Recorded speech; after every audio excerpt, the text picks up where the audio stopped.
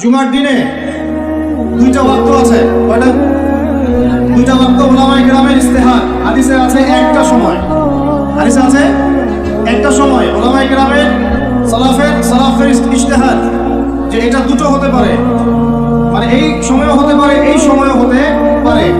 যে সময় আপনি যে দোয়াই করবেন কবুল হবে ইনশাআল্লাহ, যে দোয়াই করবেন কবুল হবে ইনশাআল্লাহ। তো ভাইরা, দুইটা ওয়াক্ত হচ্ছে এক, যখন ইমাম সাহেব খুতবা শুরু করেন এই সময় থেকে নিয়ে নামাজ শেষ হওয়া পর্যন্ত এইটুক সময় দোয়া কবুল হবে ইনশাআল্লাহ। আমরা দোয়া কবুল হওয়ার ওয়াক্তগুলো জানি না, তাই দোয়া কবুলের জন্য এখানে ওখানে ধর্ণা দেয়।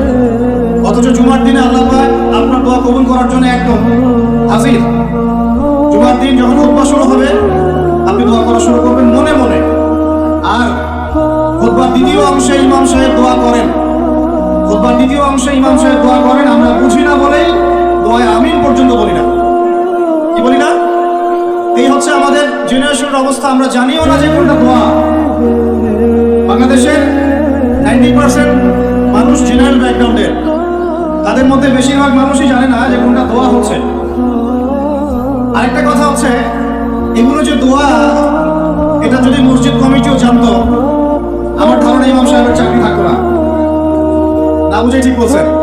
ইমাম সাহেব দোয়া করে আল্লাহুম্মা আইজ্জিল ইসলাম ওয়াল মুসলিমিন, বলেন আমিন। ইমাম সাহেব দোয়া করেন আল্লাহুম্মা আইজ্জিল ইসলাম ওয়াল মুসলিমিন, আল্লাহ ইসলাম এবং মুসলমানদেরকে ইজ্জত সম্মান দান করো। বুঝলেন কি দোয়া করেন? আল্লাহ আপনি মুসলমানদেরকে আর ইসলামকে ইজ্জত এবং সম্মান দান করেন। তখন আমরা বলি আমিন।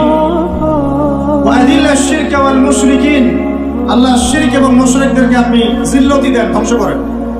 বলেন ওয়া আযিল্লাশ শিরকা ওয়াল মুশরিকিন, শিরক এবং মুশরিকদেরকে অপদস্থ করো। আমরা বলি আমিন।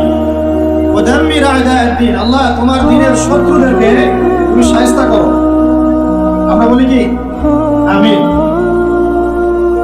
ওয়া দাম্মির আ'দা'আদ-দ্বীন ওয়ানসুর ইবাদাকাল মুমিনিন, আল্লাহ তোমার মুমিন বান্দাদেরকে তুমি সাহায্য করো।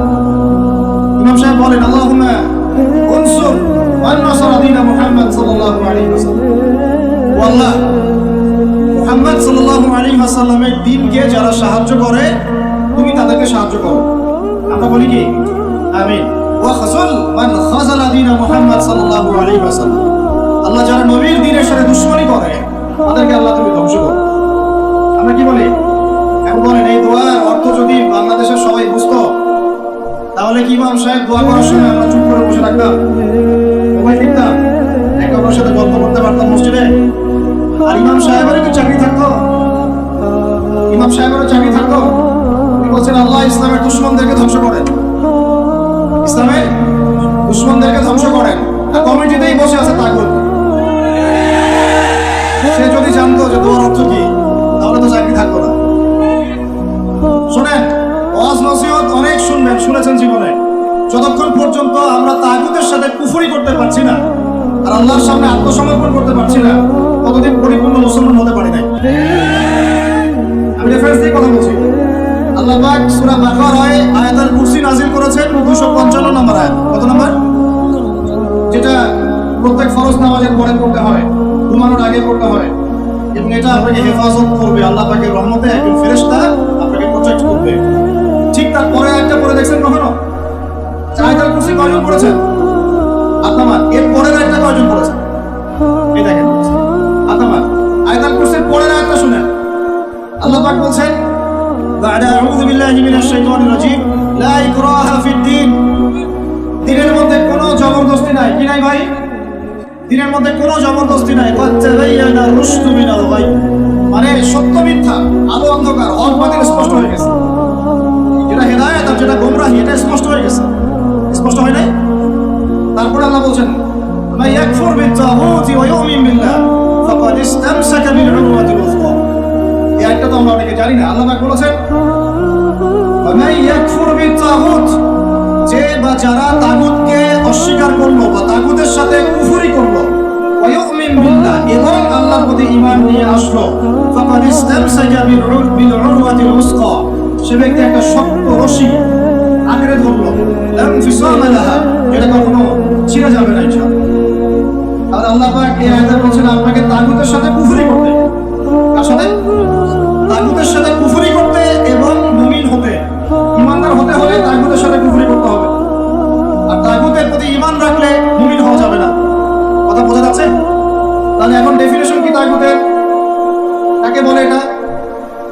এটার প্রতি কুফরি না করলে আমি মুমিন হতে পারবো না। এক, আল্লাহ বাদ দিয়ে যার ইবাদত করা হয় সেটা তাগুত। আল্লাহ বাদ দিয়ে যার ইবাদত করা হয় সেটা তাগুত। আল্লাহ বাদ দিয়ে এমন কারো দাসত্ব করা যেটা আল্লাহ রাব্বুল আলামিনের কোরআন এবং সুন্নাহ শরীয়তের মূলনীতির বাইরে, তাগুত। এমন কোন বিধান যেটা দাসত্ব করলে আল্লাহর কোরআনের বিধানকে অবজ্ঞা করা হয়, ওটাও তাগুত।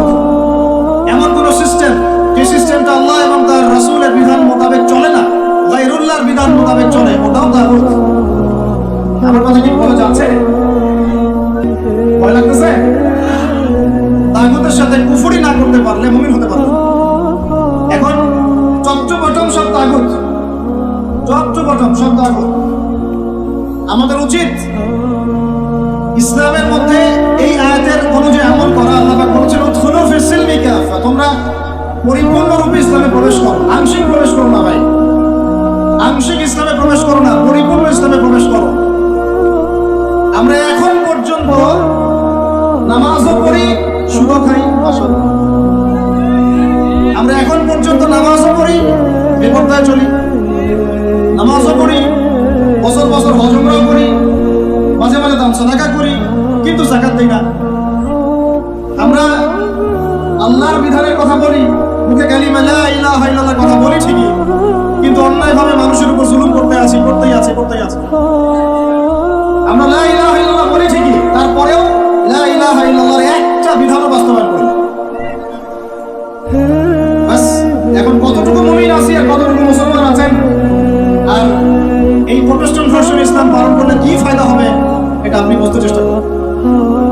বলছিলাম যে অন্তত পক্ষে জুমার খুতবা চলাকালীন এবং জুমার খুতবায় যে দোয়াগুলো হয় তখন আমিনটুকু বলেন। আমাদের আরবির এমনই বেহাল দশা, ইমাম সাহেব কি তেলাওয়াত করছে ওইটুকু আমাদের জ্ঞান নাই। ইমাম সাহেব তেলাওয়াত করছে ইয়া আইয়ুহাল্লাযীনা আমানু ইত্তাকুল্লাহ, হে মুমিনগণ তোমরা আল্লাহকে ভয় করো, ওয়া যারু মা বাকিয়া মিনার রিবা, তোমরা সুদের অবশিষ্ট অংশ মানে সুদ ছেড়ে দাও। ইন কুনতুম মুমিনিন, যদি প্রকৃতপক্ষে মুমিন হয়ে থাকো তাহলে ছেড়ে দাও। কি ছেড়ে দাও ভাই? সুদ। কে বলছেন? আল্লাহ। তারপরে আল্লাহ পাক বলেন ওয়া ইল্লাম তাফআলু, যদি তোমরা সুদ না ছাড়ো, ফাআযানু বিহারবি মিনাল্লাহি ওয়া রাসূলিহি, তোমরা আল্লাহ এবং তার রাসূলের সাথে যুদ্ধের ঘোষণা শুনো। কি বুঝলেন? কি বুঝলেন? যে ব্যক্তি সুদ খায় সে কার সাথে যুদ্ধ করতেছে? আর রাসূলের সাথে।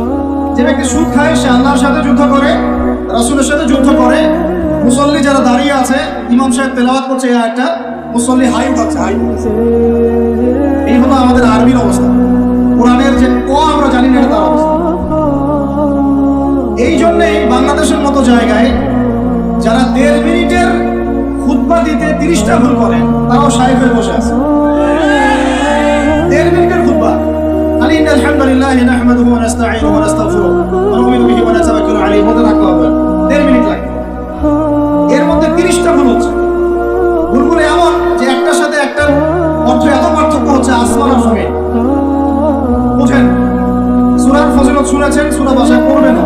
আগে আপনারা কোরআন তেলাওয়াত সহি করেন। কোরআন তেলাওয়াত সহি না করে কোরআন পড়তে আসেন। কোরআন তেলাওয়াত পড়তে আসেন না মানে বুঝাচ্ছি তাফসীরে যায়েন না, তাফসীর ব্যাখ্যা বিশ্লেষণ এখানে যায়েন না। আগে আপনাকে কোরআন তেলাওয়াত সহি করতে হবে। আগে কোরআন তেলাওয়াত সহি করতে হবে। আলহামদু অর্থ দ্বারাই আল্লাহ পাকের জন্য সমস্ত প্রশংসা। শুধু হায়ের মাখরাজ ভুল হলেই আলহামদু বললেই অর্থ উল্টা যায়। সমস্ত নিন্দা আল্লাহর জন্য। নাউজুবিল্লাহ। কুল হুয়াল্লাহু আহাদ শুনেছে, কুলের কাফ ভুল হলে আপনার অর্থ চেঞ্জ হয়ে যাবে। বলছেন আলিফ লাম মিম যালিকাল কিতাব লা রাইবা ফি। আলিফ লাম মিম এটা এমন একটা কিতাব যে কিতাবে কোনো সন্দেহ নাই। লা মানে বলেন, লা মানে নাই, রাইব মানে সন্দেহ, ফিহি মানে এর মধ্যে, ফিহি মানে এর মধ্যে মানে কোরআনের মধ্যে। তো এখন লা মানে নাই, এটাতে মদ আছে। আর যেটা লা, যেমন ইন্নাল ইনসানা লাফি খুসর, ইন্না নিশ্চয়ই, আল ইনসান মানুষ, মানব জাতি। লা মানে এখানে অবশ্যই, এই লা এর উপর মত নাই। ফি মানে মধ্যে, খুসর মানে ক্ষতি। নিশ্চয়ই মানুষ অবশ্যই ক্ষতির মধ্যে আছে। এক লা এর অর্থ না, আরেক লা এর অর্থ অবশ্যই হ্যাঁ। বুঝতে পারতেছি ভাই?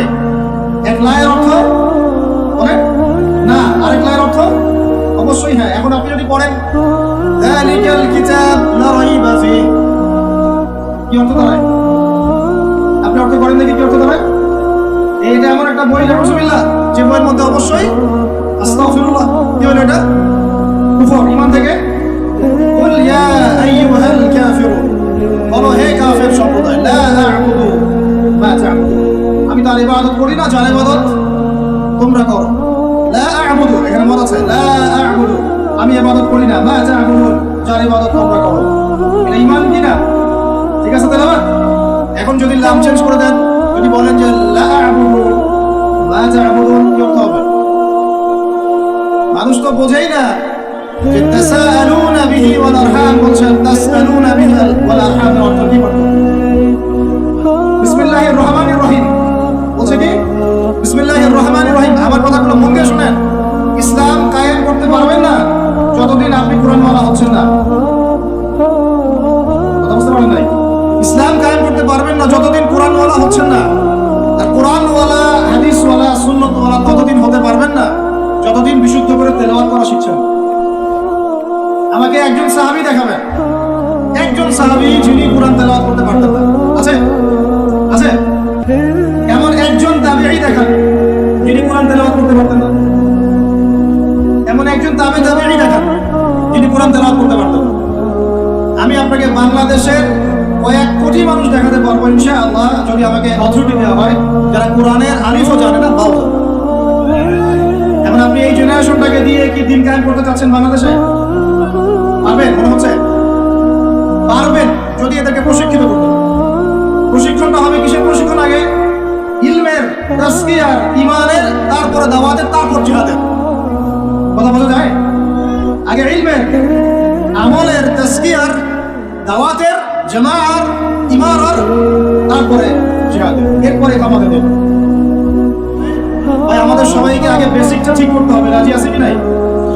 ওয়াজ শুনে কোনো লাভ নাই ভাই, আমার ওয়াজ শুনে কোনো লাভ হবে না। আপনি যদি আপনার বেসিক ঠিক না করেন, আমার ওয়াজ করেও কোনো লাভ নেই আপনাকে। হয়তো এটার জন্য আমি কিছু আজার পাবো, নিয়াত ঠিক থাকলে। আপনি শুনেছেন, আপনার কোনো ওজোর থাকবে না কালকে আমাদের মাঠে, বাস এতটুকুই। তা আদতে এই বাংলার জমিনে দিন কায়েম হবে। আর আমার মনে হয় না যে আমরা সবাই চাই যে আমরা দিনটা কায়েম করি। আমার মনে হয় না আমরা সবাই এটা চাই। গুটি কয়েক কিছু মানুষ চায়, বাকিরা মনে করে কি দরকার এত ঝামেলায় যাওয়ার, কি দরকার? ভালোই তো আছি, স্ত্রী সন্তান বউ বাচ্চা নিয়ে আসি, চাকরি বাকরি করছি, ব্যবসা বাণিজ্য করছি, খাচ্ছি, এভাবে কবরে যাবো।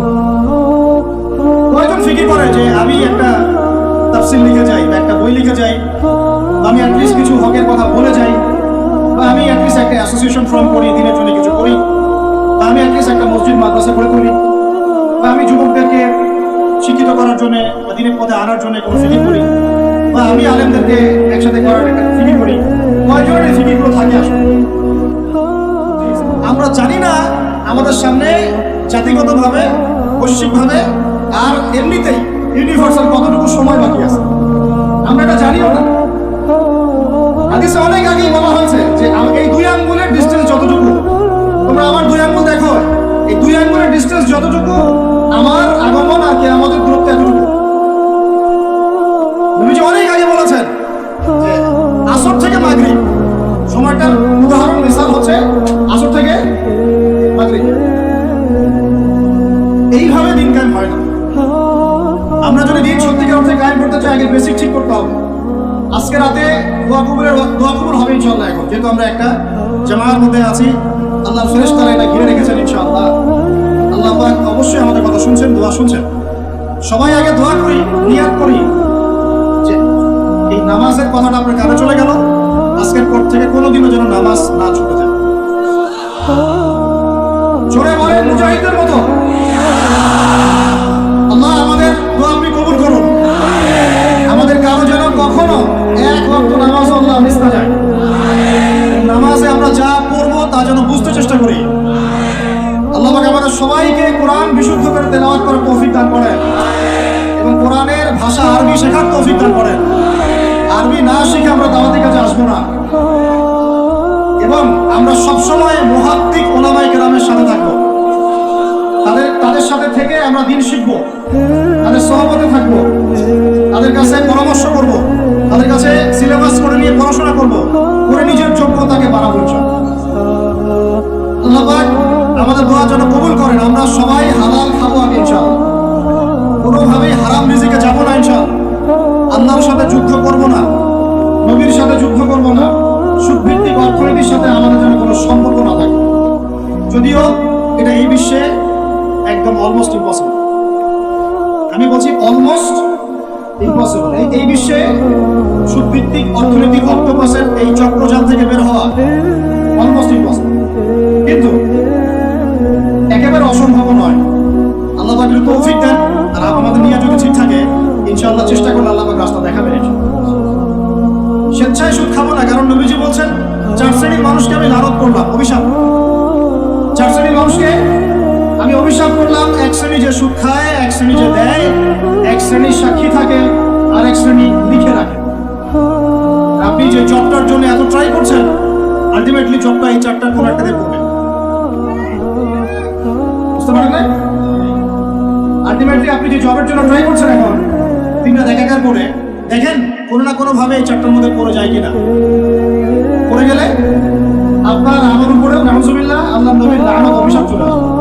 ঠিক যাচ্ছি, আল্লাহ হেফাজত করুন। আর ভয়ঙ্কর হাদিস তো অনেকদিন বলেছি, অনেকদিন শুনেছেন, আমারও শুনেন, কারণ আল্লাহ পাক সূরা আর রহমানে একই আয়াত 32 বার রিপিট করেছেন। কতবার? ফাবিআই আলাই রাব্বিকুমা তুকাযিবান। একটা আয়াত এতবার বলার কি দরকার ছিল? আল্লাহ পাক কি কোরআনের শব্দের অপচয় করেন? কোরআনে কি একটা শব্দের অপচয় আছে? যুলকারনাইন বাদশা বা অনেকে নবী বলেন আলাইহিস সালাম একটা কওমের কাছে গিয়েছিলেন, দেখলেন তারা সূর্যের আলো থেকে রক্ষা করার জন্য কোনো সভ্যতা ওদের কাছে নাই। ওই পুরো সভ্যতার বর্ণনা আল্লাহ পাক একটা শব্দের মতো দিয়েছেন, কাযালিকা। কাযালিক তারা এমনই ছিল, কাযালিক তারা এমনই ছিল, আর শেষ। ওইটারই তাফসীর করেছেন কত বরেণ্য ওলামায়ে। মানে সেই কোরআনে আল্লাহ পাক একই আয়াত এতবার রিপিট করলেন কেন? আল্লাহ পাক আমাদেরকে তার নিয়ামতগুলো চোখে আঙ্গুল দিয়ে দেখাই দিচ্ছেন, আর কোন কোন নিয়ামত অস্বীকার করছেন। ওই জন্য আবারও বলছি, সুদের কথা আগেও বলছি, আবারও বলছি, হাদিসটা আবারও শুনেন। যে ব্যক্তি সুদ খায় সে যেন তার মায়ের সাথে জেনা করে। যে ব্যক্তি সুদ খায় সে যেন তার মাকে বিয়ে করবে। আল্লাহর কসম, আল্লাহর কসম করে বলছি। আর এই কথাগুলো বলার পিছনে আমার আল্লাহ সন্তুষ্টি ছাড়া কোনো স্বার্থ নাই। আল্লাহর কসম যে আমরা বাংলার জমিনে এই বিশ্বের দ্বারা নিয়ন্ত্রিত এই অর্থ ব্যবস্থার মধ্যে ঢুকে পড়ে আমরা প্রত্যেকটা মুসলিম কান্ট্রি, শুধু বাংলাদেশে না, প্রতিটা মুসলিম কান্ট্রিতেই এখন সুদভিত্তিক অর্থনীতি চলছে। এবং আল্লাহর কসম করে বলছে আমরা মুসলমান হয়েও এখনো নিজেদের মায়ের সাথে জেনা করছি। সাতটা বিয়ে জায়েজ না জায়েজ সেটা নিয়ে আপনারা প্রশ্ন করেন, কারণ হচ্ছে ভাইরাল ইস্যু, মজা লাগে, উত্তর আপনিও জানেন। কিন্তু সুদ দিয়ে যে মায়ের সাথে জেনা করতেছেন এই প্রশ্ন করেন না কেন? বিয়ের সাথে নিয়ে প্রশ্ন করেন, দিন কায়েম নিয়ে প্রশ্ন করেন না কেন? শীতের দিনে বিয়ে করতে মজা লাগে না লাগে এইসব আলোচনা হয়, আল্লাহর জমিনে দাওয়াত জিহাদ দিয়ে কথা বলেন না কেন? যুব সমাজকে কিভাবে আল্লাহর দিকে নিয়ে আসা যায়, একটা সূত্রে গেঁথে ফেলা যায়, বরেন ওলামায়ে কেরামদেরকে কিভাবে একটা জামায়ার মধ্যে আনা যায়, একটা আমিরুল মুমিনিন নিয়ে আসা যায়, এইসব চিন্তা করেন না কেন? সারাদিন কি এইসব মাসলা মাসাইল শিখতে থাকবেন? সারা জীবন এগুলোই করতে থাকবেন? সময় নাই হাতে আমাদের। এই জায়গাগুলো কে পূরণ করবে? এই জায়গাগুলো তো খালি হয়ে যাচ্ছে দিন দিন, কে পূরণ করবে? অনলাইনে বসে বসে পোস্ট লেখা সহজ, সমালোচনা করা সহজ, একটা কমেন্ট করা সহজ, লাইক শেয়ার দেওয়া সহজ। এই চেয়ারগুলো আপনি এসে পূরণ করেন, আসেন। এই চেয়ারগুলো উম্মার নেতৃত্ব প্রদানকারী জায়গাগুলো আপনারা পূরণ করেন, আসেন। পড়াশোনা করেন, সাহসী হন, সবরের পরিচয় দেন, মুজাহাদা করেন, প্রশিক্ষিত হন, হয়ে আসেন, কথা বলেন, জামায়া গড়ে তোলেন, উম্মাকে নেতৃত্ব দেন, আসেন। এই জায়গাগুলো কাদের জন্য ছেড়ে দিচ্ছেন আপনারা? এই উম্মার দায়িত্ব আবু তোহার নানের নয়, এই উম্মতের দায়িত্ব আব্দুল মালিক সাহেবের, এই উম্মতের দায়িত্ব এই মুস্তাকুল নবী হুজুর, ওসামা ভাই, আহমদুল্লাহ হুসুন, এই ইন্ডিভিজুয়াল মানুষদের নয়। একজন ব্যক্তির উপরে, কয়েকজন ব্যক্তির উপরে আপনি দায়িত্ব চাপাই দিতে পারবেন না। উম্মার প্রত্যেকটা ব্যক্তির দায়িত্ব আছে এই উম্মাকে বিজয়ী করার জন্য। আপনি চিন্তা করেন, আয়নার সামনে দাঁড়ান, আয়নার সামনে দাঁড়ায় চিন্তা করেন না যে সারাটা জীবনে 30-32 বছর বয়স হয়ে গেল, 40-50 হয়ে গেল, এই উম্মাহ আপনার কাছ থেকে কি পেয়েছে? এই উম্মাহ আপনার কাছে কি পেয়েছে? কয়টা বই পেয়েছে? কয়টা লেকচার পেয়েছে? কয়টা অ্যাসোসিয়েশন পেয়েছে? কয়টা ইকোনমিক প্রজেক্ট পেয়েছে? কয়টা জামায়া, কয়টা ইমারা, কয়টা দাওয়া, কয়টা মসজিদ, কয়টা মাদ্রাসা, কি পেয়েছে উম্মাহ আপনার কাছে? আমি আপনার কলবে আঘাত করতেই আসছি, আমার কথা আপনি আঘাত পাবেন আমি জানি। এই আঘাতটা আপনাকে আল্লাহর পথে নিয়ে আসবে ইনশাআল্লাহ। এই আঘাতটা ইনশাআল্লাহ আমাদের এই তরুণ ভাইদেরকে আল্লাহর পথে নিয়ে আসবে ইনশাআল্লাহ। সাহসী মানুষদের মতো বলেন ইনশাআল্লাহ। এই আওয়াজগুলো ইনশাআল্লাহ আমাদেরকে আল্লাহর পথে নিয়ে আসবে ইনশাআল্লাহ। প্রত্যেক ঘরে ঘরে একজন করে হাফেজ তৈরি করেন, প্রত্যেক ঘরে ঘরে একজন দিনদার মেয়েকে বিয়ে করেন, প্রত্যেক ঘরে ঘরে যে বাচ্চাগুলো হবে এই বাচ্চাগুলোকে ইসলামী শিক্ষা শিক্ষিত করেন, প্রত্যেক ঘরে ঘরে অন্তত একটা করে আলেম তৈরি করেন। একটা আইয়ুবে দেন আমাদেরকে, একটা খালিদ বিন ওয়ালিদ দেন, একজন আপনি আমাকে ওমর ইবনে খাত্তাব দেন, একজন মুসআব বিন উমাইর দেন, একজন খুবাইব দেন, একজন মুসআব বিন উমাইর দেন, কাদের নাম বলবো, একজন তারিক বিন জিয়াদ দেন, একজন বিন কাসিম দেন। একটা সন্তান দেন আমাদের, একটা সন্তান মানুষ করেন, একটা 10টা-20টা বাচ্চা নিচ্ছি, একটাও মানুষ হয় না। আলেম পরিবারের সন্তান মুদিখানার দোকানে ব্যবসা করে কেন খাবেন আপনি? আপনার এই উম্মতের উপর দায়িত্ব আছে। আমাদের দায়িত্ব খালি মধু বিক্রি করা, টুপি বিক্রি করা, আতর বিক্রি করা? ইসলামের দিকে আসার সাথে সাথেই কেন আপনার দিকে চলে যান? উম্মাকে কে নেতৃত্ব দিবে? আমরা দিব? আমাদের কোনো ক্ষমতা আছে? আমাদের কোনো জ্ঞান আছে? আমাদের কোনো সেই যোগ্যতা আছে? আমাদের দিকে আঙ্গুল তুলতে পারবেন আপনি? কারণ আল্লাহর কসম, আল্লাহর জমিনের সবচেয়ে গুনাহগার বান্দা আমরাই। যে আমরা সত্যিকারের নেতৃত্ব প্রদান করার যোগ্যতা অর্জন করতে পারতাম, এতদিনে আমাদের হাতে দিন বিজয় হয়ে যেত। নাই সেটা আমার মধ্যে, নাই সেটা হয়তো আমাদের মধ্যে পাচ্ছি না আমরা। আপনাকে দায়িত্ব নিতে হবে। একজন ভাই গার্মেন্টস ব্যবসায়ী, তিনি এত বড় একটা আয়োজন করতে পারেন, তার দায়িত্ব পালন করতে পারেন। আপনারও তো অর্থ সম্পদ আছে, একটা ইসলামিক ইউনিভার্সিটি করেন, একটা বড় একটা মার্কাজুল কোরআন, মার্কাজুল ইলম করে তোলেন, ওলামায়ে কেরামদের একটা জামানা করে তোলেন। কিছু পারেন না, অথেন্টিক বইগুলোকে প্রচার করার ব্যবস্থা করেন, কিছু কিছু অথেন্টিক মিডিয়া প্রডিউস করেন। তোমরা জেনারেল লাইনে পড়াশোনা করে কয়জন বিজ্ঞানী হচ্ছ? একটা সফটওয়্যার আবিষ্কার করতে পারছি না আমরা ইসলামিক, হাতে করা যায় অ্যাপস, 3-4টা অ্যাপস ইসলামিক প্রযুক্তি আমাদের নিজস্ব হাতে তৈরি করা না, আমাদের স্বতন্ত্র মিডিয়া নাই। এই মিডিয়াগুলো দিয়ে কিছু হয় না, এগুলো বরং কোনো কোনো ক্ষেত্রে ফেতনাও ছড়ায় বেশি। হিংসা নিয়ে যদি মানুষ পরকালে যায়, নেক আমলগুলো আগুনের মতো খেয়ে ফেলবে। নবী সাল্লাল্লাহু আলাইহি ওয়াসাল্লাম বলেছেন। আমরা এটাকে ফরজ করে নিয়েছি নিজেদের মধ্যে। ভাই, আপনারও তো যোগ্যতা আছে, আপনারও তো কিছু করার আছে। একটা অ্যাপস আবিষ্কার করেন, একটা বই লিখেন, একটা মাদ্রাসা করেন, একটা মসজিদ করেন, একটা ইসলামিক ইউনিভার্সিটি করে তোলেন, স্বতন্ত্র ইসলামিক মিডিয়া করে তোলেন। সবচেয়ে বড় কথা, কাজ যেগুলো হয় সেগুলো বিক্ষিপ্ত হয়ে যায়। এগুলো কোনো একটা সূত্রে গাঁথা না। এখানে একটা মাহফিল, ওখানে একটা, ওখানে একটা, ওখানে একটা, এখানে একটা মাদ্রাসা, ওখানে একটা, ওখানে একটা, এখানে একটা। 4জন 4ভাবে চিন্তা করেন, 4জন 4ভাবে চলেন। এখানে একটা সংগঠন ইসলামিক, ওখানে একটা, এখানে আরেকটা, ওখানে একটা। একটা মারুম্মা জামা নাই বাংলাদেশে। তো